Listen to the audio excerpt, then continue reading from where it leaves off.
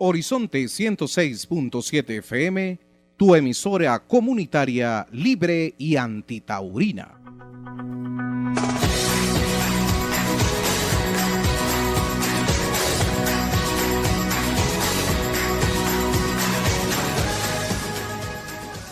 Muy buenos días.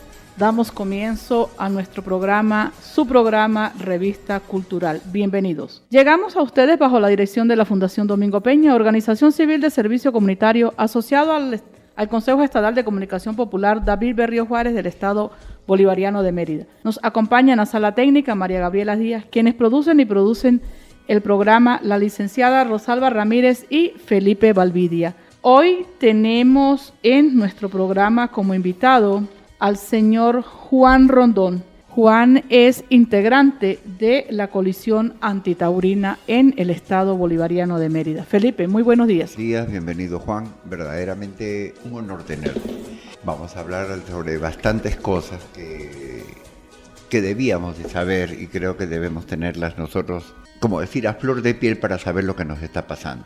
Todas las cosas que nos suceden y suceden en los países y en todos lados trae una consecuencia anterior a esto. Hay una razón de ser, hay una razón de por qué nos suceden las cosas. Y este caso, por ejemplo, para hablar de lo chiquitico en lo antitaurino, como lo que estamos haciendo, pues tenemos una razón de a dónde traemos una historia de esto. Mérida, donde yo sé, fue bastante influenciada por los españoles desde el año 1575, cuando acá se descubre cacao.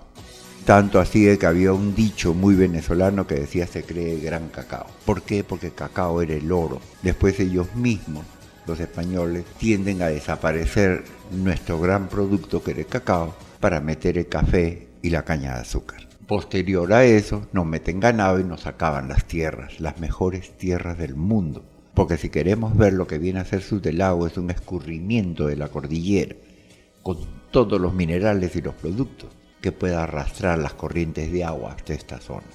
Al meternos ganado, las pezuñas de ganado tienden a deteriorar los terrenos y nos acaban las mejores tierras. Posterior a eso llega el petróleo y desaparecen lo mejor quizás que teníamos en ese momento, que era el campesino. Y comenzamos a vivir una vida ya no de producción. Nos crean la necesidad de vivir de lo que podíamos adquirir con poco esfuerzo. Y así comienza nuestra historia. Y tenemos que ver cómo manejamos esta historia. ¿Tú qué me dices, Juan? Sí, bueno, buenos días, Rosalba, Felipe. Agradecido por esta invitación. Y bueno, bastante complacido porque, como lo decíamos antes de iniciar, pues, y ya lo dijo alguien por allí, no recuerdo ahorita quién, nos han dominado más por la ignorancia que por la fuerza. Y precisamente por eso, pues, es necesario que entendamos y que nosotros tratemos de formularnos las preguntas que se tienen que formular, porque por allí se escucha mucho de que ¿por qué tenemos corrida? Pues bueno, hay una razón. Y si hablamos de historia, bien lo decía Felipe, cuando conversabas de ese hecho hace 500 años, ese hecho que nos llevó pues precisamente a tener lo que tenemos hoy. Pero en la historia más reciente, y tengo algo escrito al respecto, el hecho... Fíjate, en 1962, quienes vivieron, yo nací en el 72, pero quienes vivieron esa época, cuando se inaugura lo que hoy tenemos como Plaza de Toros, quienes vivimos aquí, quienes entendemos y quienes pasamos días y horas con nuestra familia, sabíamos desde muy pequeñito que hubo un tiempo donde ser taurino representaba, así no lo fueras, subir una clase social. Te sentías como parte en ese tiempo, de esa clase universitaria exquisita, donde, mira, pero este es profesor y este es de la ULA, la Universidad de los Andes. Y por muchos años ocurrió eso. Eso creo que ayudó también a consolidar como este tipo de... Sí, era un cliché que había en esas épocas, donde si tú querías ser alguien dentro de la sociedad merideña, tenías que ir a una corrida de toros. Y lo recuerdo muy bien porque en este caso mi mamá, que ya falleció hace 2 años y medio, ella nos llevó en una oportunidad a una corrida de toros, y para ellos, padres, para ellos era precisamente incorporarse a esa digámoslo así, élite o clase social que lograba disfrutar de eso. Así no entendieran nada, se sentían españoles. Nos tocaban eso que nos dejó el colonialismo español, de que si es español es bueno, si es indio es malo. Entonces, al hablar de historia tenemos que entender eso, que aquí se implantó por mucho tiempo ese tipo de característica en nuestra sociedad que para mí tienes problemas de autoestima, porque tú eres alguien, tú eres lo que eres y eres bueno o eres malo, no porque vas o asistas a una corrida de toros, sino porque por lo que eres, por lo que haces, por lo que estudias, por lo que produces. Entonces, allí es donde definitivamente creo que nos ha faltado tocar, ¿no? Porque quienes nos adversan como coalición se van al hecho de que nosotros no sabemos, de que nosotros somos una cuerda de ignorantes, de que nosotros somos unos hippies que andamos por ahí en bicicleta o nos andamos en la montaña. No, dentro de la coalición, dentro del grupo de personas que hemos hecho historia, porque Felipe y Rosalba tenemos más de 25 años en esta lucha. En este caso yo tengo más de 25 años. Yo recuerdo mucho aquella marcha que hicimos, creo que fue en el año 94, donde prácticamente nos reprimió la policía, llegando por allí por donde está el Sor Juan Inés. Allí nos paró la policía, éramos bastante en ese tiempo, éramos muchachos, rebeldes, y nos pusimos a cantar el himno, y allí nos paró la policía y no nos dejó pasar, en esa época de la Venezuela represiva. Entonces, tenemos historia, y esa historia tenemos que hacerla viva y tenemos que demostrarle a la gente que mira, que aquí no somos esos con los que nos estigmatizan, porque ellos se vestirán muy bonito, pero definitivamente tienen, además de este pérfido gusto por el sadismo al ver a un animal en esas condiciones, pues también tienen graves problemas de autoestima. Y yo creo que inclusive por ahí leí un trabajo muy interesante, no recuerdo ahorita el autor, sobre la concepción psicológica, ¿no? del taurino, que tiene un grave problema, decía este autor, de autoestima. Y entonces, por allí está, nuestra historia está presente, nuestra historia está viva, y hemos hecho, y me gustaría conversar con ustedes también parte de lo que es la historia sobre todo la historia. Yo soy matemático, y me he dedicado a los números de la coalición, a sacar cuentas, porque pocos lo hacen, y esas cuentas nos llevan inevitablemente a decir, porque si vamos a hablar de un negocio, si las corridas de toros son un negocio, bueno, un negocio debería dar plata, ¿verdad? Exacto. Debería dar real, debería producir, generar ingresos. Bueno, ocurre todo lo contrario con las corridas de toros. Y está escrito, lo he escrito, y hace falta que nosotros todos nos empoderemos de esa información, Felipe y Rosalba. Bueno, Juan, mira, tú hablas de lo que es la Monumental, la Plaza de Toros. Yo quisiera saber si tú en estos momentos tienes más o menos el aforo dentro de la plaza para las corridas. Sí, el aforo de la Plaza de Toros, Ramón Eduardo Sandia, es de 14,000 personas. 14,000. De hecho, las plazas de toros a nivel internacional, y tocamos un momentico allí la parte de cuánto cobra un torero. El torero cobra dependiendo del tipo de plaza a la cual vaya a torear. Además de eso, dependiendo si es en América o si es en Europa. Obviamente, si viene en América, pues es un poco más caro.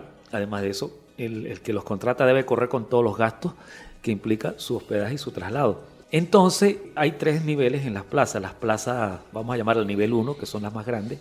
Entre esas están la plaza que está en Madrid. Está la Plaza de México también, que es una de las más grandes. Hay una plaza en Perú también, que es una de las más grandes a nivel de América. La segunda, en el segundo nivel, que son, digámoslo así, no son gran cosa. Ellos la catalogan como, bueno, plaza donde, porque también es una raya si el torero torea en una de tercer nivel. Entonces, puede torear en una de segundo nivel. Entre esas está catalogada Mérida, y la Plaza de Mérida y la Plaza de Táchira. Entonces somos de segundo nivel. Las de tercer nivel son placitas que se instalan, algunas son portátiles, y que se instalan generalmente en ferias de pueblos pequeños. Cada una de ellas le genera un precio para que el torero cobre, ¿no? Obviamente, dependiendo del tipo de ganadería también, porque hay otros factores que influyen porque el torero no va a matar un toro que no sea de una ganadería cualquiera. Ellos especifican, bueno, si es de esta ganadería y de este tipo, pues entonces yo voy a torear. Entonces son una cantidad de cosas que nosotros debemos saber, porque si somos antitaurinos, también debemos saber cómo se maneja el negocio, porque son una cantidad de frivolidades que van generando dinero y que obviamente, que como lo decimos ahorita, nuestra plaza de toros, que tiene un aforo de 14,000, es en término medio, pero que definitivamente en la medida en que tienen las mejores ganaderías y traen los mejores toreros, pues eso la va subiendo en el ranking internacional de plazas de toros, ¿no? Claro, mira, ahí tenemos muchas cosas, ¿no? Dentro de las cuales están las categorías de lo que tú me dices, sí. Las categorías de las plazas vienen a ser también por antigüedad. Exactamente. ¿Qué es lo que pasa? La de México era también parte de un virreinato. Tienes la de Bogotá, que ya se anuló, gracias a Dios, también era un virreinato posterior al virreinato de Perú. ¿Qué es lo que pasa? Que en el virreinato, cuando llega el virreinato a Perú, era muy grande Sudamérica para poderlo manejar. Y se crean dos virreinatos, como decirte, secundarios, que está el de Bogotá y el de Mar del Plata, y el de Plata en Argentina, que era una forma más o menos estratégica de poder manejar Sudamérica. Lo demás ya Brasil estaba por los portugueses y cosas por el estilo. Yéndonos un poquito a la historia. Lógico, ellos traen su diversión. Muy cruel, muy sádico, pero normal en ellos, casi religiosa. Como las fallas, por ejemplo, en España. Como junto con las fallas vienen unas procesiones de encapuchados. Y cuando a mí me tocó verlo, mira, me trajo muchos recuerdos de Ku Klux Klan, ¿no? Pero es algo así. El hombre cambia su actitud cuando se tapa la cara. Y eso lo puedes ver en todas las festividades en Sudamérica, hasta en la diablada de acá. En Sudamérica hay muchas fiestas en que el hombre saca un látigo y le pega a la gente, enmascarado. Sí. Eso también fue costumbre de ellos. De hecho, Felipe, es interesante entender cómo aquí en Mérida, de hecho hay un ex alcalde merideño, se llama Fortunato González. Él escribió, tú sabes que ellos tienen dentro de ese complejo que existe, como ellos son más criollos que la harina de trigo, las arepas de harina de trigo, pero se creen españoles, ellos intentan escribir en un castellano castillo de allá de Castilla-La Mancha. Entonces Fortunato González redacta un artículo que lo publica la Universidad de los Andes, lo pueden conseguir en el directorio de la ULA, donde él habla de la historia de las corridas de toro acá. Y obviamente él lo dice y se basa, porque no hay que negarlo, es un buen recopilador de historia el señor Fortunato, y él habla precisamente de cómo llegaron las primeras corridas aquí por allá en 1700, y fueron producto de el ascenso al trono de un rey en España. Además de eso, después empezaron a realizarse corridas de toros por festividades religiosas, y quien las encabezaba era la autoridad religiosa. Y él, menciona los sitios donde aquí en Mérida en particular estuvieron ubicados las plazas de toros. Comenta, por ejemplo, que donde actualmente está el edificio, uno de los edificios más grandes de Mérida, que se llama La Torre, donde está el edificio La Torre de los Andes, allí estaba una plaza de toros. Luego la movieron un poco más abajo y porque eran una especie de plazas itinerantes que iban poniendo en la medida en que se iba desarrollando la ciudad. Pero todas, absolutamente todas, se hicieron bajo el auspicio del clero de la época. Y claro, sin quitarles la característica de ese sadismo que es ver ese espectáculo, era normal obviamente para esa época, digámoslo así, dentro de lo que era normal en ellos en esa época en que se vivió, pues formaba parte de ver la vida, era su cosmovisión de ese entonces, su forma de ver el mundo, pero que obviamente estamos hablando de más de 300 años.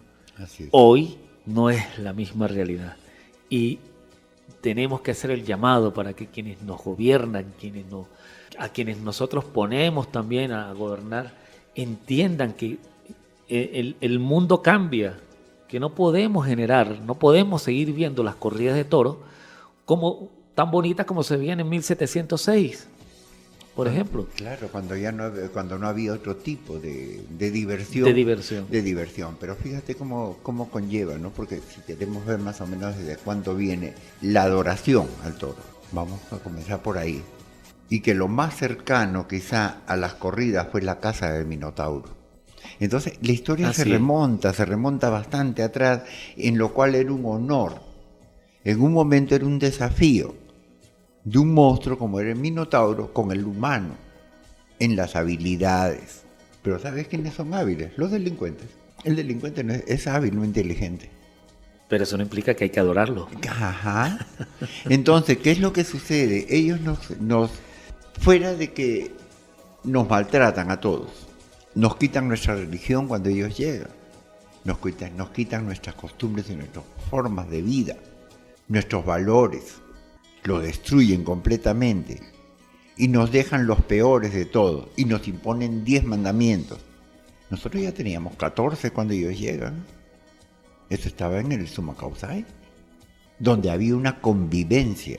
Sí, habían guerras. Está bien, son los movimientos económicos que van habiendo dentro de la humanidad, los progresos, el avance. Cuando una cosa que tú hacías una por una la industrializas. En el caso, por ejemplo, de las cerámicas en Sudamérica. Cuando tú encuentras así un entierro de unas cerámicas, las calificas en desarrollo e iniciación. La iniciación no tiene costura, el desarrollo ya es un molde. Todas esas cosas nos las van destruyendo ellos moralmente, psíquicamente, religiosamente, hasta que llega un momento en que nos avergüenza de ser lo que somos, y ese era el objetivo, quitarnos nuestras formas de pensar. Dentro de ese objetivo ellos van creando el criollismo. Dentro de ese criollismo comienza lo que decía muy claro Mariátegui: soy muy indio para el blanco y soy muy blanco para el indio. Pero a las finales, la gran aspiración era ser blanco, tener apellidos españoles y, bueno, hacia adelante. Yo te digo, yo se lo dije en la reunión que tuvimos en la Plaza Bolívar, acá hay indio, chica, yo tengo un abuelo indígena purito, de lo cual yo me siento orgulloso y quizás sea mi protesta en este momento, contra muchas cosas de ellos. En primer lugar, el sadismo se llega de un delincuente y delincuentes fueron los que llegaron. Acá la gente no tiene memoria, pero por el cacao, acá entraron los mejores piratas que habían en el Caribe a saquearlos, a los españoles y a esos indígenas que les decían los motilones, creo, a esos los exterminaron. Pero entonces todo indígena que se rebelaba era motilón. Pero esos indígenas los defendieron a ellos muchas veces de los ataques de los piratas. Ahí en lo que fue Gibraltar, Maruma, todos esos lugares, ¿ves? Entonces ellos fueron destrozando una sociedad que acá en la cordillera la encontraron, porque más abajo no la encontraron, porque abajo todos los demás eran nómadas. El Caribe era nómada de nacimiento. Muy peleador, muy valiente, porque tenía que defender lo que encontraba. Pero acá eran pueblos. Acá ya había una cultura de frontera grande, con muchas cosas que ni siquiera se averiguan porque la arqueología acá está mal llevada. Inclusive, para que nos imaginemos el nivel cultural que tenían nuestra gente acá en los Andes, en particular en la meseta donde habitamos. Fíjate que a España le tocó o le costó casi 500 años llegar a entender y a usar el número 0, porque no lo tenían dentro de su cultura, dentro de su forma de trabajo diario. Ellos no conocían matemáticamente el número 0.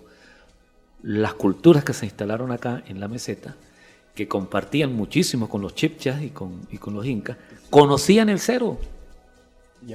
Son cosas increíbles, ¿no? Por eso cuando a mí me dicen, ¿te parece indio? Yo, con muchísimo orgullo, porque lo que tú dices, Felipe, nos incitan como a que tengamos miedo o pena a decir de que tenemos algo indígena. No, yo más bien le digo sí, y soy terco, y soy inteligente, sé matemática, porque los indígenas nuestros también tenían cultura, sobre todo, como tú lo dices, los de la sierra. Porque sí, los que estaban abajo en llanos y en otros sectores pues de lo que era la capitanía, pues eran más nómadas. Pero sí es importante que eso, y ojalá en algún momento, yo también soy docente, yo soy docente Ahorita estoy ejerciendo docencia en el Caracciolo. Y una de las tareas mías para los muchachos, por ejemplo, ahorita que los mandé de vacaciones, pero les puse un trabajito de matemática, es que me averigüen, por ejemplo, cuál era la simbología que ellos utilizaban para los números 0, 1, 2, 3, 4, 5, 6, 7, 8, 9, los tatuyes. Aquí la tenía, aquí se manejaba. Claro, ya se manejaban. Fíjate que entre la cultura de... Acá se encontró en Lagunilla, en la zona donde están los 6 pueblos que quedan acá, verdaderamente, porque hay uno de ellos que no quedó nada, que fue de Chihuahua, que le llamaban pueblo quemado, porque fue quemado completamente con gente y todo. Y un pueblo que estaba muy pegado a lo que viene a ser ahorita los pueblos del sur, arriba, que son blancos, ojos claros, bajitos, pero son parece que fuese como una parte de los Quinanoque, no de uno de los grupos de los pueblos indígenas de acá. Blancos, ojos claros. Entonces, si te pones a ver, entre ellos se encontró un quipus de 7 líneas. Los quipus eran una forma de llevar una contabilidad, un censo con nudos y tiras de colores que se usaban en ese tiempo en los pueblos. Bueno, acá se encontró uno.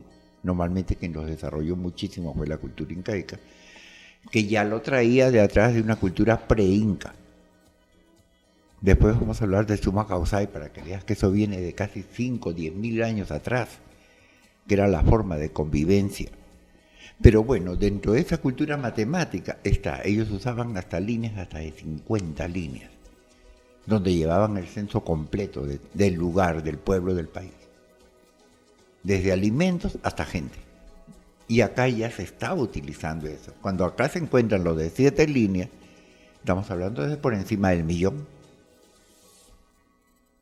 Y acá se llevaba una contabilidad del agro, del cacao, de todas las cosas que teníamos originales acá. Entonces, ¿por qué negarnos a que ahora nos digan que estaban muy adelantados cuando esas fueron como las primeras tarjetas perforadas de una computadora y funcionan, es similar? No, Felipe, y sobre todo, ¿por qué nosotros empeñarnos en hacer una feria bajo características españolas si tenemos tanto que mostrarle a nuestros muchachos, a nosotros mismos, de toda esta riqueza cultural que tenemos? Está bien, abramos el espacio para lo español, porque obviamente no podemos negar el gusto de las personas. Está bien, pero tener una feria que se centre en corridas de toros, que eso es otra cosa que tenemos que hablar inevitablemente. Fíjate que antes el carrusel llegaba y se instalaba en cierto sector. ¿Dónde se instala el carrusel ahora? En terrenos privados, en lusitanos, empresas de Rodríguez Jáuregui. Están privatizando los espectáculos a los cuales podía entrar el común de la gente. Los están privatizando. Ahora, para poder ir hasta allá tienes que pagar, porque vas a entrar a lusitano y consumir. Y consumir. Entonces van a quedar los niños de a pie mirando Así es. al cielo. Se les va quitando la emoción. Entonces Así después es. se habla de que hay niños retraídos, aparecieron una serie de síndromes, y lógico, porque hasta nosotros como padres a veces no los atendemos. Nunca tenemos tiempo para ello. La vez pasada yo decía, la pandemia nos dejó unas cosas muy claras que tenemos que revisar, que no sabemos convivir, que nunca pensamos en formar una familia y amarla, porque esta pandemia nos aburrió de mirarnos la cara todo el día y de no soportar un niño y de haber usado al colegio como guardería de nuestros hijos. No importa que no aprendan, pero por lo menos ahí se quedan tirados y ya me dejan descansar un rato. Claro, esas cosas nos dejó en claro esta pandemia. Quien no lo quiso ver es bastante ciego, como estas cosas que nos suceden. Porque si yo quiero pensar de que el quinto objetivo de la patria era salvar la humanidad empleando todo lo que era el medio ambiente, Mira, nada de eso hay. No ha sucedido nada. No ha sucedido No ha nada. Al pasado contrario, nada. nos oponemos. Así. Entonces, nos oponemos tan abiertamente y tan descaradamente como de pensar en una corrida y que sea ecologista. Pero es que yo digo Que- algo. que- O sea, tenemos unas ferias en plena pandemia, siempre lo hemos discutido, Felipe. Ujú. Y mi pregunta es, ¿dónde estuvo la bioseguridad en la elección de la reina? Esto fue un desastre, la gente estaba sin el tapabocas, sin las normas de bioseguridad. ¿De qué estamos hablando? Entonces, nos quejamos porque tenemos la pandemia, porque tenemos que cuidarnos, porque no podemos mandar los niños a las instituciones a recibir el refuerzo de las escuelas, pero hacemos unas ferias y metemos al pueblo completo. Así es, y mira, date cuenta, todavía no tenemos los resultados, quizá este fin de semana comiencen a salir el primer grupo y otra vez estemos en primero, porque en eso sí estamos primeros, ¿no? Recuerda, Felipe, que se hizo la cabalgata, Ajá. se hizo el concurso de los burros, ya vino el carnaval. Mérida estuvo prácticamente 15 días entre los 10 primeros. Así Ya es. bajamos a los últimos. No, pero este fin de semana seguro que la agarramos. ¿eh? Es lo único que tenemos en primer lugar, Así es. la pandemia. Y Bueno, yo creo que queremos conservarlo porque vamos a seguir en este juego, ¿no? vamos a un tema musical y ya regresamos.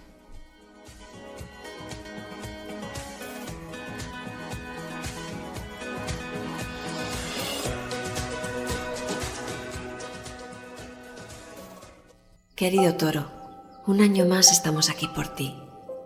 Aunque jamás vayas a saberlo, aquí estamos decenas de miles de personas y luchamos por tu vida.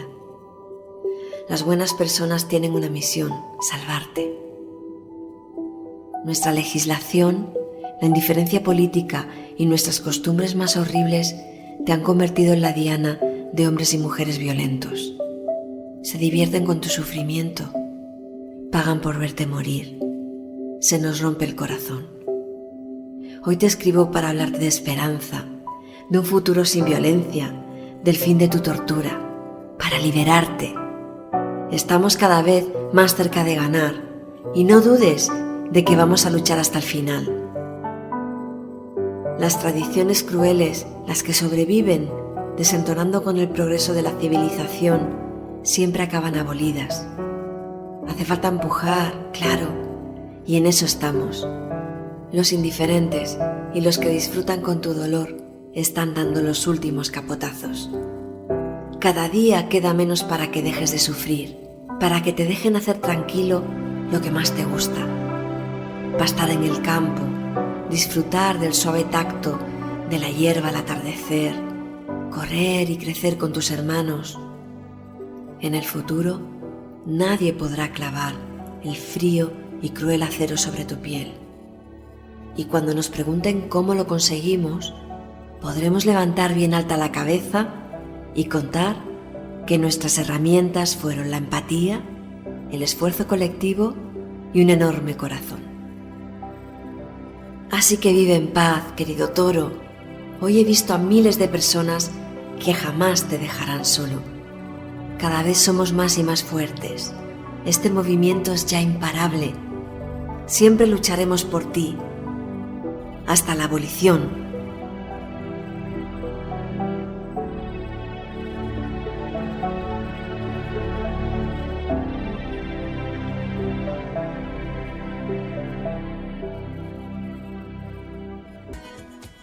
Cuando tenemos las 10:54, continuamos con nuestro programa Revista Cultural. Felipe, estamos hablando acerca de lo que son pues, las corridas y todo lo que tiene que ver con el evento antitaurino, ¿verdad?, en las Ferias del Sol. Pero quisiéramos que nuestro invitado nos hablara un poco acerca de la auditoría. Sí, fíjate, Rosalba y Felipe, que aquí hay muchísimo de qué hablar, ¿no? Yo hice un trabajo en el 2012 sobre los presupuestos, en este caso el presupuesto municipal. En ese año, nosotros, inclusive desde ese año prácticamente está la coalición antitaurina trabajando. Desde ese año, yo logré acceder a los presupuestos que hay del municipio. Y por ejemplo encontré esto. Eso lo tengo yo publicado de libre acceso junto con los presupuestos de ese año, a través del blog El blog es jerondonf.wordpress.com. jerondonf.wordpress.com. Allí pueden ubicar ustedes, por ejemplo, que para el 2012, por ejemplo, en feria, en ese tiempo estaba el Bolívar fuerte, en feria, y la situación no estaba tan precaria como la hemos vivido actualmente. En ese tiempo, por ejemplo, la alcaldía del municipio de Libertador gastó 2.750.000, o del presupuesto de ese año dedicó 2 millones para una semana de feria, dedicó 2.750.000 bolívares. Pero en cultura, por ejemplo, para un año, para 365 días, yo repito porque creo que las cifras son impactantes, 2.750.000 bolívares para una semana, mientras que para 365 días en cultura el municipio asignó 833.000 bolívares. Además de eso, para salud, por ejemplo, en ese año, 425.000 bolívares. Pero además de eso, para una joya que tenemos nosotros y que ojalá algún día sea rescatable eso, el Parque Metropolitano Albarregas, ese parque que va desde arriba, desde Los Chorros, y que termina aquí abajo en apenas 50.000 bolívares de presupuesto. Entonces, nos dimos cuenta en el 2012 de que definitivamente esto que se llama feria, carnaval taurino, llámese como se llame, como le quieran poner, definitivamente es un desaguadero de dineros públicos. ¿A quién beneficia? A la comunidad no, porque lo que está generando en la comunidad es precisamente desvío de recursos, por ejemplo en salud, que lejos de dedicarse a la salud, lo que se van es para una jornada de feria. Ahora, se paga, con 2.750.000 de la época, se pagaron toreros, se pagaron banderilleros, se pagaron el ganado que se trae o que se compra para estas corridas. No. Y ahí está el grave error que la coalición ha tenido durante muchos años, que nos enfocamos en exigirles y en pelear, por decirlo de alguna manera, con el ente equivocado.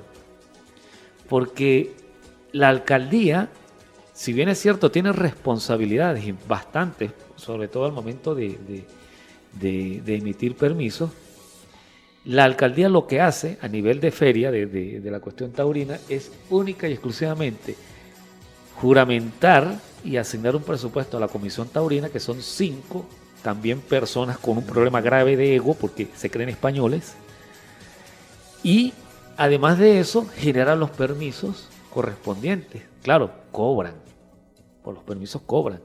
¿Quién paga esos permisos? No los paga la empresa privada. Estimado oyente, estimado radioescucha, miren, aquí tenemos que estar claros que esos dineros los paga el gobierno nacional. Son recursos, y eso no solamente ocurre aquí, en España también. En España hay un escándalo, por ejemplo, porque las corridas de toros no dan beneficios, no dan, se trata como un negocio, pero lo que se hace es un subsidio. Entonces, pues los españoles están bravos porque, bueno, ellos están acostumbrados a una economía de mercado donde lo que no funciona, pues el negocio que no funciona, pues se elimina. Y están también en esa guerra. Nosotros también debemos enfocarnos en eso y reclamarle a quien se le debe reclamar. Y aquí a quien se le debe reclamar es a Coremer. ¿Qué es Coremer? Es la antigua Corealsa, que es la empresa pública. Ojo con esto, es una empresa pública que se encarga de gerenciar las plazas de toro en el estado Mérida, no solamente la Romana Eduardo Sandia, también la plaza de toros que está en Chiguará, la plaza de toros de Tobar, la plaza de toros, creo que hay otro pueblito por allí, no recuerdo ahorita, pero todas las plazas de toros las maneja esta empresa. Y la sorpresa, eso también lo pueden encontrar en mi blog jerondonf.wordpress.com. Me dieron el nombre de los accionistas, porque parece mentira, Felipe y Rosalba, siendo una empresa privada, ¿por qué tanto misterio? Bueno, los accionistas son, con el 51% de las acciones, la gobernación del estado Mérida, es decir, nuestro gobernador Jason Guzmán. Qué maravilla. Él es el que pudiera, por medio de la empresa, decir, no hay más corridas, no el alcalde. Claro, la alcaldía pudiera por medio de la eliminación de los permisos. Pero quien tiene la mayor, o sea, porque no hay plata, porque definitivamente esto no sirve, porque la empresa no está dando, es el gobernador del estado. En un 20% de las acciones la tiene la alcaldía del municipio y la cámara municipal. Alcaldía.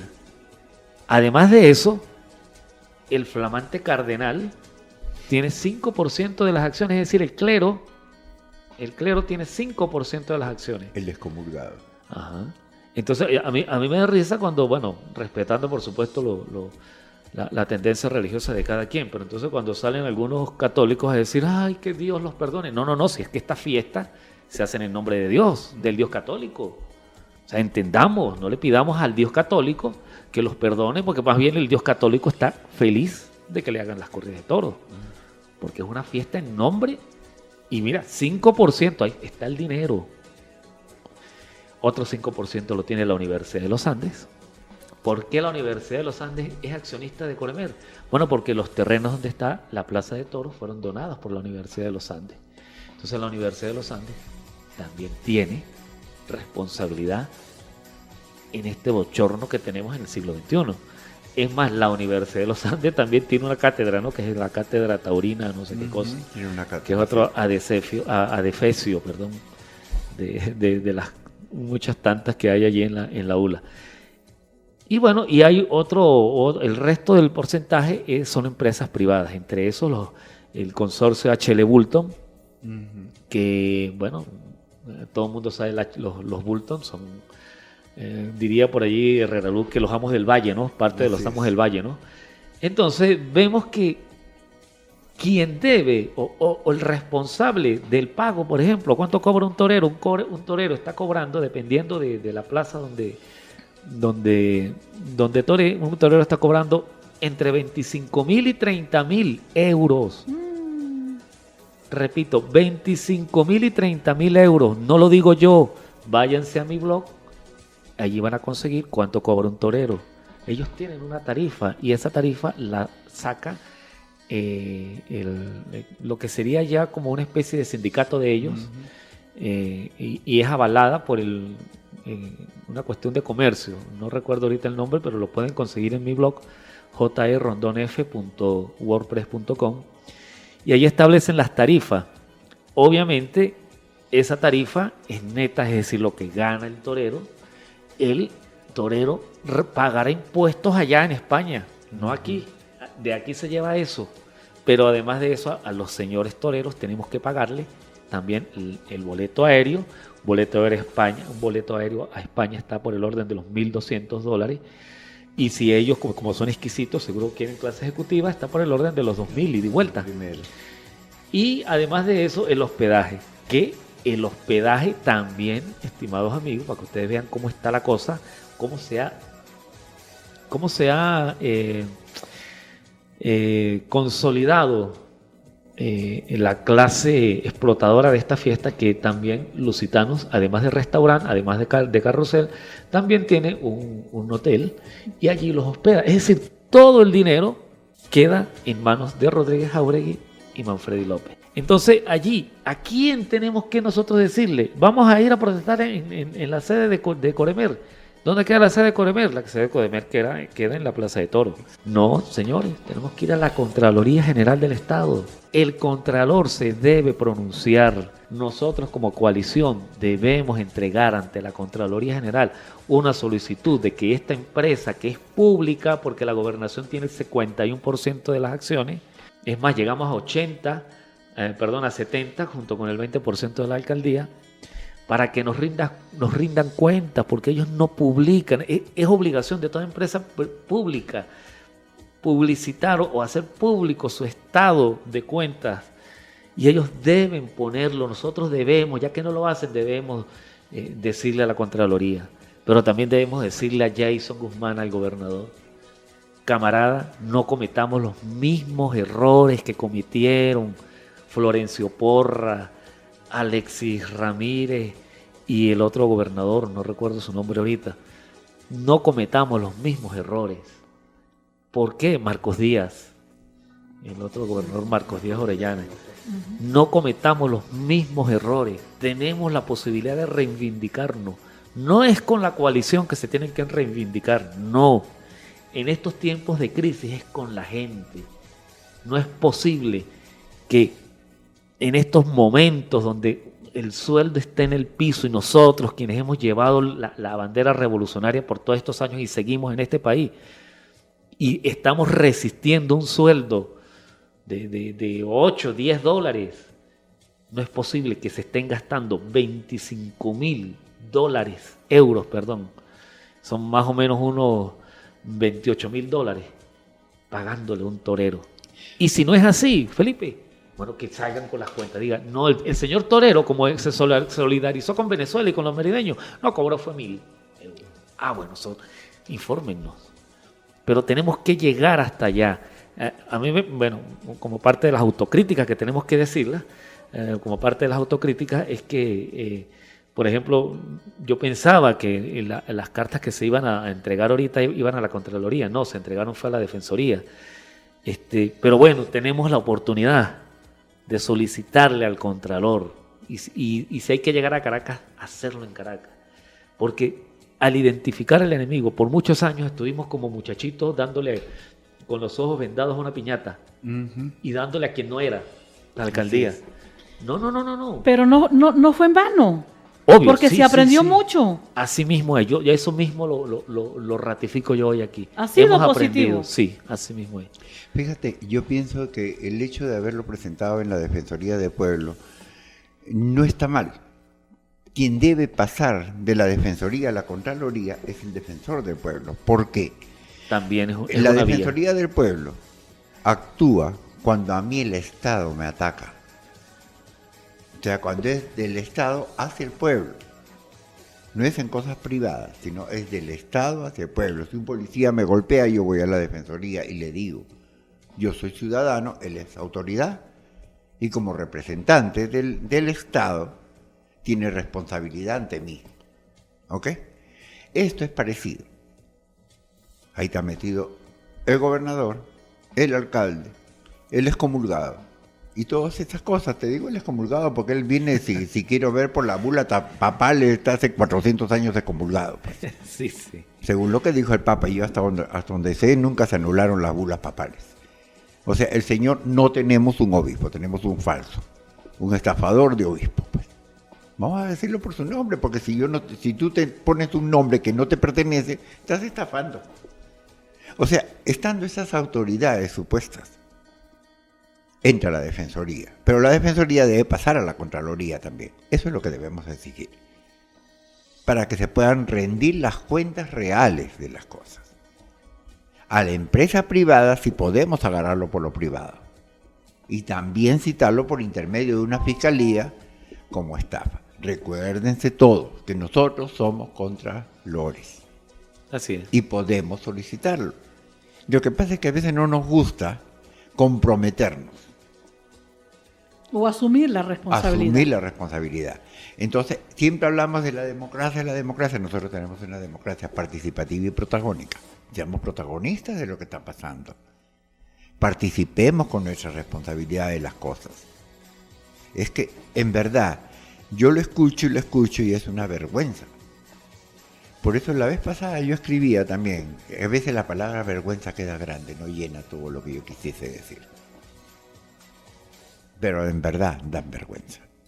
Fíjate lo que hablábamos ahorita, de la escuela de niños, de la escuela, ¿dónde está el SEDNA? Y yo ayer ponía en lo que era mi chat, decía, el SEDNA depende de la alcaldía. La Guanapén depende de la gobernación. Y son los dos entes que deben hacer respetar la LOPNA.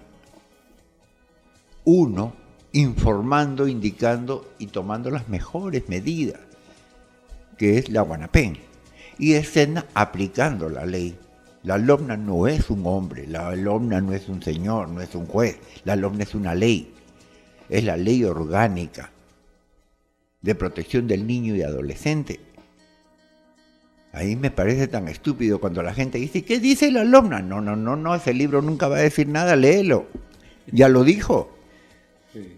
Entonces, caray, tomemos las cosas como son, porque ¿sabes qué parece? Burla. Por eso es que se ríen de nosotros, porque empleamos mal las cosas. En esto debíamos, después de esto, de verdad promover la Defensoría, la Contraloría, porque, mira, no le rinden nada a la alcaldía, pero habían regidores controlando a los vendedores públicos o se lo metieron al bolsillo lo que ellos sacaban.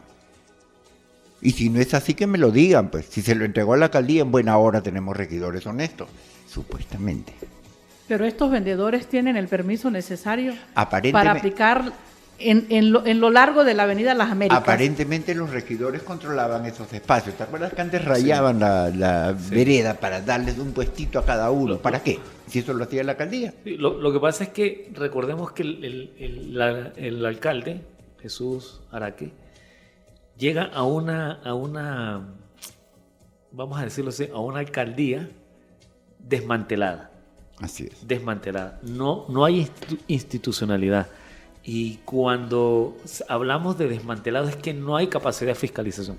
Puede estar la figura del fiscal, puede estar la figura del regidor, pero es que era imposible. Y ahí entramos otra vez en lo poco práctico que es una feria como se está montando actualmente. No está generando recursos.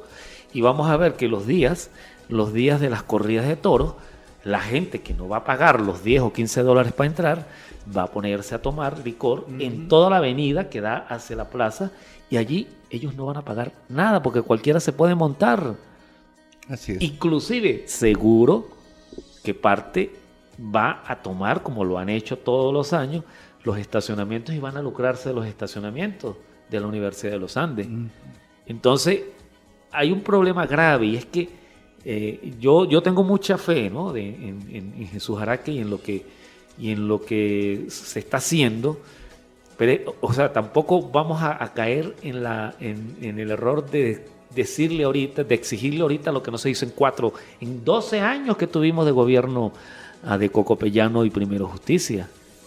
Entonces, de repente es cuestión de dar la posibilidad, porque así como está, si seguimos repitiendo el modelo de feria que se venía realizando desde hace años, la alcaldía no va a percibir recursos.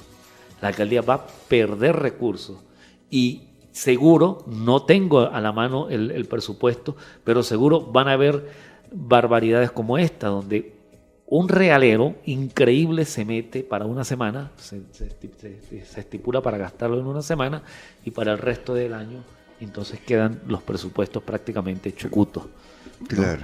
Entonces ahí es importante que entendamos y hacer ver, fíjate con la cuestión de la escuela taurina, que eso es importante, hacerle un llamado, no solamente en este caso a la LOMNA, sino también a la zona educativa.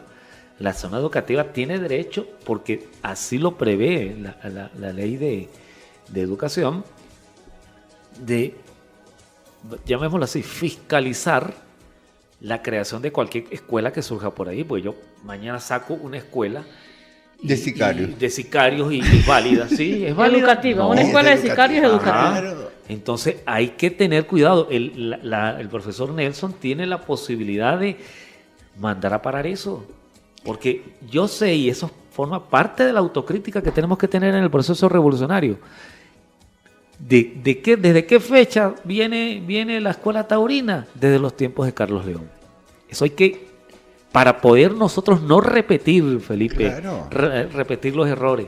En los tiempos de Carlos León se fundó la escuela taurina.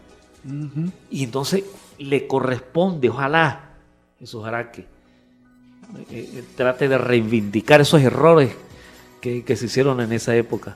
Y se acaba, eso no puede ser. O sea, si usted no tiene un código, usted no puede montar una escuela. Claro, lo que pasa es ahí, mira, yo creo que tenemos que hacer una serie de presiones. Comenzar con el SETNA,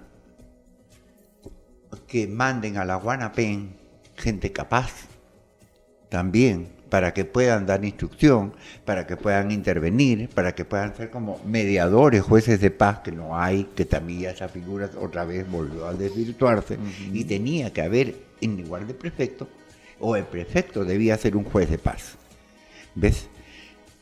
Tiene que entrar la zona educativa para ver lo de la escuela. O sea, tenemos que mover una serie de organismos. Y el llamado a los padres y representantes de esta escuela. Es que lo que sucede es lo siguiente. Fíjate, antes yo te escuchaba algo, Juan, que tú dejaste una tarea a los muchachos. Necesitamos ahondar más la historia.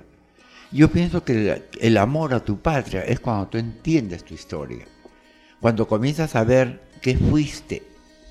Ese día ahí en la Bolivariana yo le decía, un árbol sin raíces se cae. Un país sin historia se muere. Falta amor en el país. ¿Pero qué historia le dan a los niños hoy en día? Es que tenemos que hacerla. Tenemos que volver a empezar. No podemos seguir avalando ni al arzobispo ni a nadie, chica, porque si yo agarro y avalo las corridas de toros, estoy avalando la Inquisición, chica. Y estoy disimulando la misma cosa. Entonces agarra el señor cura y dice, ese es mago negro porque celebra cosas con sangre. Y él va a festejar lo de la corrida de toros. Y él agarra el porcentaje que le toca y no se queja. Y entonces, no va lleno de sangre. Claro, y entonces va eso. Pero chicas, si tú te pones a ver una misa, ¿qué es lo que te ofrecen el cáliz? La sangre. Espérate, entonces, caray, volvamos al mismo tema. Quitémonos la costumbre de escuchar para responder. ¿Ves? Entonces, son esas cosas que tenemos que ir viendo. O sea, nos queda muchísimo trabajo después de la carrera. La Contraloría, echar a andar las cosas, ver por qué y qué se puede producir. Tú me dices que tú tienes mucha fe en Araque. Está bien. De repente sí, apoyémoslo pues, a que estas cosas se cambien, a que se bajen los vicios. Nosotros hemos tenido 2 años sin corrida por la pandemia. Entonces sí podemos retomar las cosas después de 2 años, que en esos 2 años debimos ya haber luchado por esas cosas. ¿Ves? Y debíamos haberlo hecho. 2 años se quedó sin hacer nada, que comenzar nuevamente ya es difícil, pues, pero se puede hacer. Así es. Yo pienso, yo te digo, Juan, a mí me encanta muchísimo haber estado en esta mesa contigo, porque son muchas cosas las que tenemos que ir cambiando, de ir variando nuestras maneras de pensar. No, igualmente, para mí es un placer, de verdad,